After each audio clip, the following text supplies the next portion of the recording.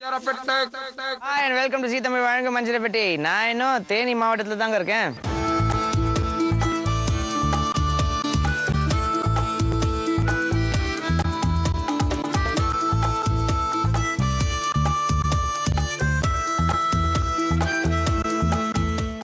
தேனில இருந்து ஒரு 30 kilometre travel பண்ணீங்கன்னா மஞ்சளாறு டேம் இருக்குங்க. பாருங்க மஞ்சளாறு டேம் தெரியுதா? எவ்வளவு அழகா இருக்கு பாருங்க. மஞ்சள் ஆறு, இந்த ஆறு தான் மஞ்சள் ஆறு. அதுக்கு மேல கட்டப்பட்ட டேம் தான் இது. பார்க்கறதுக்கே ரொம்ப அழகா இருக்கும். வெஸ்டர்ன் காட்ஸோட அடிவாரத்தில் இருக்கிற இந்த டேம் வந்து பயங்கர டூரிஸ்ட் அட்ராக்ஷனுங்க. இந்த சைடு வந்தீங்கன்னா உங்களுக்கு வந்துட்டு அந்த டேம் மேல போறதுக்கு அழகான ஒரு பாதை வேற ஏற்படுத்தியிருக்காங்க. நிஜமாவே சுத்தி ஃபுல்லா மவுண்டன்ஸோட பார்க்கறதுக்கு ரொம்ப பியூட்டிஃபுல்லா இருக்கும். ஓகேங்க, இப்போ வந்து ஒரு சூப்பரான ஒரு குக்கிங் ரெசிபி நம்மளுக்காக காத்துட்டு இருக்கு. அது என்னன்றதை போய் பார்ப்போமா? வாங்க. இன்னைக்கு நம்ம ரொம்ப இன்ட்ரெஸ்டிங்கான ஒரு குக்கிங் ரெசிபி பார்த்து என்ஜாய் பண்ண போறோங்க. ரொம்ப ஹெல்த்தியான ஒரு ரெசிபி வேற. அது யார் நம்மளுக்கு செஞ்சு காட்ட போறாங்கன்றத பார்ப்போம். வணக்கம். வணக்கம் சார். உங்க பேர் சொல்லுங்க. மீனாட்சி. மீனாட்சி, உங்களோட சொந்த ஊர்? சொந்த ஊர் பெரியகுளம். பெரியகுளம். ஆமா. இந்த தேனி மாவட்டம் வந்து எவ்வளவு வருஷம் ஆச்சு? பெரியகுளமும் தேனி மாவட்டத்துல தான் சார். அதுவும் தேனி மாவட்டத்துல தான் இருக்கு. ஆமா. சோ இங்கேயே தான் சுத்திட்டு இருப்பீங்க. ஓகே. சோ தேனி எதுக்காக பிடிக்கும் உங்களுக்கு? தேனி பெரியகுளம் இந்த மாவட்டமே எதுக்காக பிடிக்கும்? பெரியகுளமே ஃபுட் ஆஃப் கொடைக்கானல். கிளைமேட் நல்லா இருக்கும். இங்க நம்ம இப்ப போடி இருக்கிற இடமும் ஃபுட் ஆஃப் மூணார் ஹில்ஸ் தான். அதனால இதுவுமே கிளைமேட் ரொம்ப நல்லா இருக்கும் சார். வெதர் ரொம்ப பிளசண்டா இருக்கும். சோ இந்த தேவையில்லாத வெயில்லாம் கிடையாது. சம்மர் ஆல்வேஸ் லைக் சம்மர் தான். பட் மற்ற பீரியட் வந்து நல்ல பிளசண்டா இருக்கும். Okay okay. ஃபுட்ல என்ன மாதிரி ரெசிபிஸ்லாம் உங்களுக்கு தெரியும்? நார்மலா கிட்ஸுக்கு தேவையான மாதிரி ரெசிபிஸ். ஏன்னா எனக்கு 2 சைல்டு இருக்காங்க. ஃபர்ஸ்ட் ஸ்டாண்டர்ட் படிக்கிற பொண்ணு ஒன்று, ப்ரீகேஜி படிக்கிற பொண்ணு ஒன்று. அதனால அவங்களுக்கு வேண்டும் மாதிரி வெரைட்டியா சாலடு நிறைய சேர்த்துட்டு, வெஜிடபிள்ஸ் நிறைய சேர்த்துட்டு அப்படி பண்றது ரொம்ப பிடிக்கும். அந்த மாதிரி ரொம்ப பிடிக்கும். இன்னைக்கு உங்களுக்கு என்ன சொல்லி கொடுக்க போறீங்க? எள்ளு பச்சடி. அதாவது எள்ளு வந்து அதிகமா இப்ப யூஸ் பண்றதே இல்லை. அந்த காலத்துல எல்லாம் எள்ளு சீடை இப்படிலாம் கொடுத்து நல்லா போன் ஸ்ட்ரென்த் கொடுக்கறதுக்காக கொடுப்பாங்க. ஆனா இப்ப அது அதிகமா யூஸ் பண்றதே இல்லை நம்ம. ஸோ அதனால இந்த எள்ளு பச்சடி ஒரு ட்ரெடிஷனல் டிஷ் தான். Traditional dish. ஓகே. ஸோ இது வந்து உடம்புக்கு நல்லது. கண்டிப்பா. இல்லையா? எள்ளுன்றதே உடம்புக்கு வந்துட்டு ரொம்ப நல்லது. அதை வச்சு பச்சடி இது ஆக்சுவலா எதுக்கெல்லாம் சாப்பிடலாம்? ரைஸ்க்கு போட்டு சாப்பிடலாம்.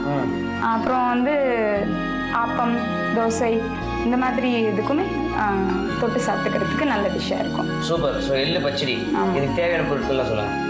எள்ளு, கடுகு, கருவேப்பிலை, வெல்லம், உளுந்தம்பருப்பு, நறுக்கிய கொத்தமல்லி, கடலைப்பருப்பு, உப்பு, புளி, வரமிளகாய், பெருங்காயத்தூள், நறுக்கிய வெங்காயம், புளி கரைசல், ரீஃபைண்ட் ஆயில்.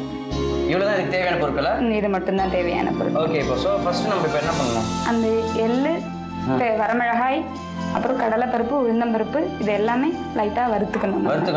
ஓகே. சோ எள்ளு என்ன ஊற வச்சிருக்கீங்களா? லைட்டா சோப் மட்டும் பண்ணிருக்கேன். ஊற வைக்கல, ஜஸ்ட் தண்ணி மட்டும் தெளிச்சு வச்சிருக்கேன். ஒரு 5 மினிட்ஸ் முன்னாடி தெளிச்சாலே போதுமானது. போதும். ஓகே. சோ இப்போ இதெல்லாம் வறுத்துக்கணும் இல்லையா? ஆமா. அடுப்பு பத்த வச்சுக்கோ. எண்ணெய் ஊற்றணுமா? எண்ணெய் வேண்டாம். அந்த எள்ளே கொஞ்சம் எண்ணெய் பதமான ஒரு பொருள் தான். அதனால அதுக்கு ஆயில் வேண்டியதில்லை.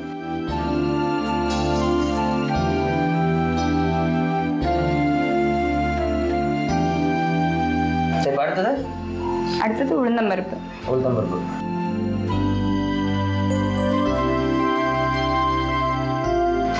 கடலைப்பருப்பு,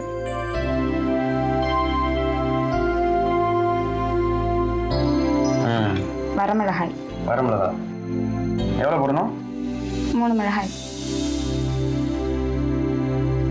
இதெல்லாம் நல்லா பொன்னிறமா சிவப்பா வறுத்துக்கணும். ஆமா. இது சிம்லயே வறுத்துக்கிட்டாதான், இல்லைன்னா கொஞ்சம் சீக்கிரமா பட்டுன்னு வெடிச்சு வெளியில சிதறிடும். அதனால ஏன்னா வாட்டரியா இருக்கிறதுனால.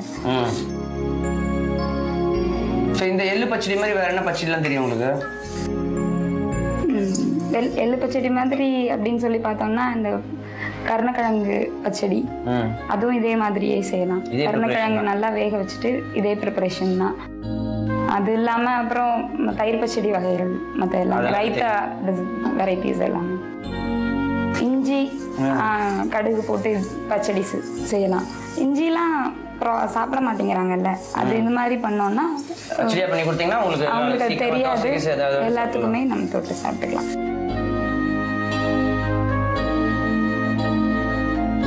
இதுல கூட இன்னும் கொஞ்சம் வாட்டர் மட்டும் இப்ப லைட்டா தெளிச்சுக்கிட்டோம் அப்படின்னா வாட்டர் தெளிச்சுக்கலாமா? சீக்கிரமா போதுமா? போதும். ஸோ இது வதக்கினதுக்கு அப்புறம் என்ன பண்ணணும்? இது நல்லா ப்ரௌனிஷா நமக்கு வந்து ஸ்மெல் வந்ததுக்கு அப்புறமா இதை அப்படியே மிக்சியில போட்டு நல்லா பவுடரா கிரவுண்ட் பண்ணிக்கணும். அதுக்கப்புறமா புளி கரைசல்ல சேர்க்கணும். ஸோ இது நல்லா ப்ரௌனா மாறணும் இல்லையா? ஆமா. இதுல ஒரு ஸ்மெல் நல்லா வரும். இது ரெடி ஆயிடுச்சா? ரெடி ஆயிடுச்சு. இப்போ இந்த ஒரு மாதிரி பட்டுன்னு வெடிக்க ஆரம்பிக்குது இல்லைங்களா? ஆமா. அது மாதிரி இருந்தாலே ஸ்டாப் பண்ணிடலாம். ஸ்டாப் பண்ணிட்டு இதை ஆஃப் பண்ணிட்டு மிக்சியில போட்டுடலாம். ஓகே.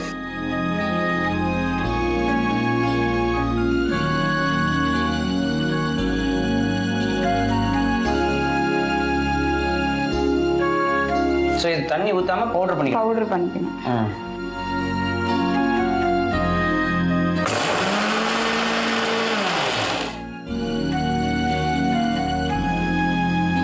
இன்னும் பவுடர் பண்ணுமா? ஆமா, இன்னும் கொஞ்சம் பவுடர் பண்ணு. ஓகே.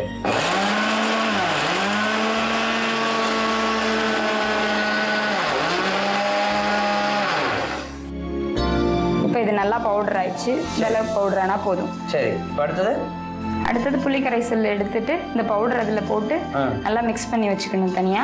அதுக்கப்புறம் தாளிக்க எடுத்துட்டு இந்த மிக்ஸ் பண்ணதை அதுல போட்டு கொதிக்க வச்சு இறக்கிட வேண்டியது. சரி, இப்போ புளி கரைசல்ல அதை மிக்ஸ் பண்ணிடலாமா? இல்ல, ஃபர்ஸ்ட் தாளிச்சுக்கலாம். வெங்காயம் வதக்கிட்டு இருக்கும்போது அந்த புளி கரைசல் போட்டுக்கலாம். சரி, ஓகே. கொஞ்சமா எண்ணெய், ரீஃபைண்ட் ஆயில். ஓகே. ஸோ இதில் ஃபர்ஸ்ட் என்ன போடணும்? கடுகு, உளுந்தம்பருப்பு. எண்ணெய் கொஞ்சம் காஞ்சதுக்கு அப்புறமா கடுகு, உளுந்தம்பருப்பு அதுவும் கொஞ்சமா. அடுத்து கருவேப்பிலை, நறுக்கிய வெங்காயம் அப்படியே போட்டலாமா?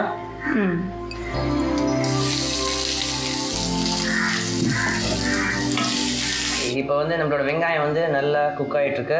இப்போ வந்து அடுத்தது நம்ம வந்து என்ன பண்ணணும்? புளி கரைசல்ல இந்த அரைத்து வச்சிருக்கிறத நல்லா மிக்ஸ் பண்ணிட்டு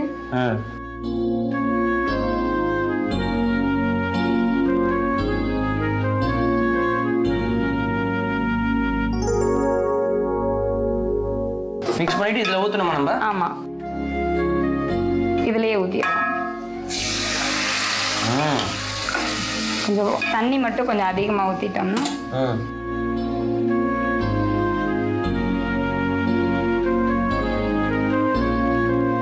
தண்ணி இவ்வளவு ஊத்தணும். ஆமா.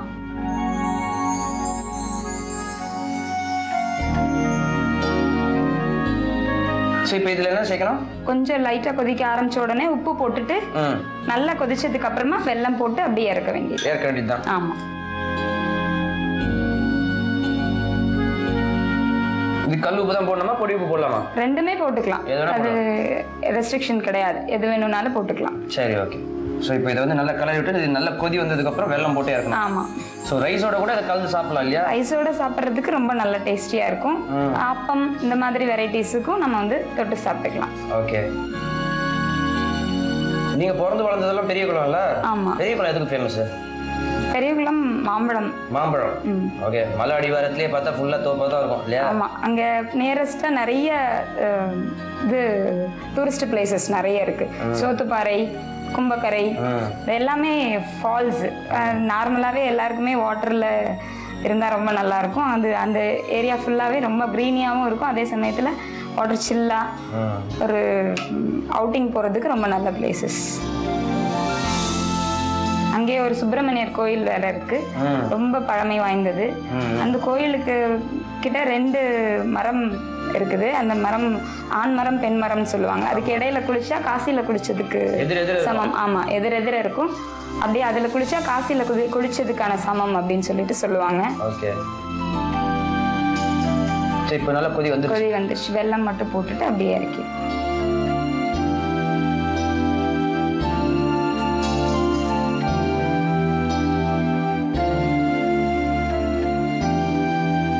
இது இவ்வளவு திக்கா இருந்தா போதும்.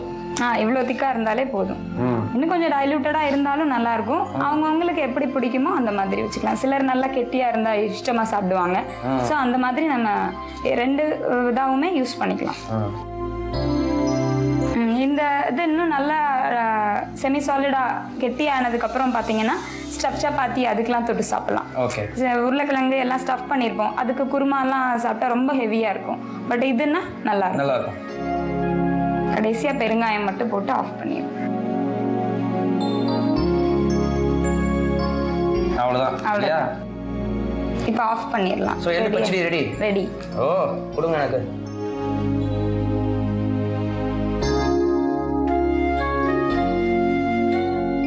ஆஹா.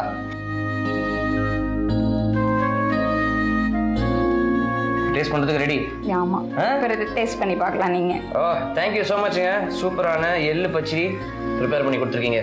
பார்க்கறதுக்கு ரொம்ப அற்புதமா இருக்கு. டேஸ்ட் பண்ணி பார்க்க போறேன். ஆனா அதுக்கு முன்னாடி சின்னதாக ஒரு ரீகேப். எள்ளு பச்சடி ப்ரிப்பேர் பண்ணுறதுக்கு முதல்ல எள்ளில் கொஞ்சம் தண்ணியை வந்து தெளிச்சு வச்சுக்கோங்க. அதுக்கப்புறம் அடுப்பை பற்ற வச்சுக்கோங்க. அடுப்பில் ஒரு வாண்டி வைங்க. வாண்டியில் எள்ளை வந்து சேர்த்து அதோட தேவையான அளவு உளுத்தம்பருப்பு, தேவையான அளவு கடலைப்பருப்பு சேர்த்து, வரமிளகா தேவையான அளவு சேர்த்து இது எல்லாத்தையும் நல்லா ட்ரையாக வறுத்துக்கோங்க. வறுத்ததுக்கப்புறம் மிக்சியில் போட்டு அதை பொடியாக அரைச்சிக்கோங்க. அது பொடியாக அரைச்சதுக்கப்புறம் அடுப்பை பற்ற வச்சுக்கோங்க. அடுப்பில் ஒரு வாண்டி வைங்க. வாண்டியில் வந்து கொஞ்சம் எண்ணெயை ஊற்றுங்க. எண்ணெய் நல்லா காஞ்சதுக்கப்புறம் அதில் கடுகு போட்டு பொரிய விடுங்க. அதுக்கப்புறம் அதுலேயே தேவையான அளவு உளுத்தம்பருப்பு போட்டு அதை நல்லா பொரிய விடுங்க. உளுத்தம்பருப்பு நல்லா பொரிஞ்சதுக்கப்புறம் அதில் கருவேப்பிலை போட்டு பொரிய விடுங்க. அதுக்கப்புறம் பொடியாக நறுக்கி வச்சிருக்க வெங்காயத்தை போட்டு நல்லா வதக்கிக்கோங்க. வெங்காயம் நல்லா வதங்கின உடனே நீங்க வந்து புளி கரைசல்ல வந்து ஏற்கனவே நம்ம அரைச்சு வச்சிருக்கிற எள்ளு பொடியை நல்லா மிக்ஸ் பண்ணிக்கோங்க. அதுக்கப்புறம் அந்த வெங்காயத்தோட சேர்த்து நல்லா கலரிக்கோங்க. இந்த கலவையோட தேவையான அளவு தண்ணி ஊற்றி நல்லா ஒரு கொதி வர வரைக்கும் வெயிட் பண்ணுங்க. நல்ல ஒரு கொதி வந்ததுக்கு அப்புறம் தேவையான அளவு உப்பு சேர்த்துக்கோங்க. இன்னொரு கொதி வந்ததுக்கு அப்புறம் தேவையான அளவு வெல்லம் சேர்த்துக்கோங்க. அதுக்கப்புறம் இறக்கி வைக்கிறதுக்கு முன்னாடி நீங்க கொஞ்சம் பெருங்காயத்தூள் சேர்த்துக்கோங்க. இறக்கி வச்சதுக்கு அப்புறம் கொஞ்சம் கொத்தமல்லி இலை மேலே தூங்கினீங்கன்னா உங்களோட எள்ளு பச்சடி தயாருங்க.